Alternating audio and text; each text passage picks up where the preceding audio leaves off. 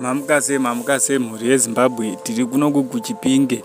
Vanhu vamuri kuona ava vari panhamo apa pana baba vaigara ipapa. Hanzi baba ava vaiita zvemubobobo, zvaya zvekurara nevakadzi, zvaya nemishonga.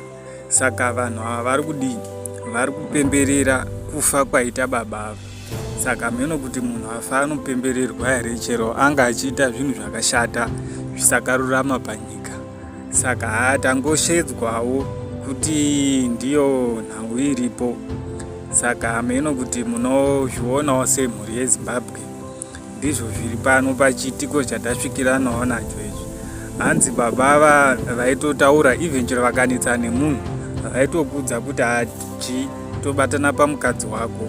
Hanzi even chero kudare rasabhuku kana kwamambo vakashedzwa vainga vasingaendi, ende vaitozviti hapana zvandinoitwa. Saka pakufa kwavo vanhu kutoridza redhiyo ikoko vachipemberera kuti tasunungurwa.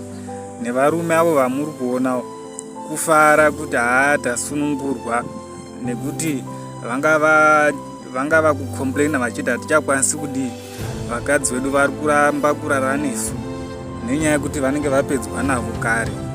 Saka ndiyo nhau iripo, vanhu vari kufara kupemberera kuti Mwari vatibatsira.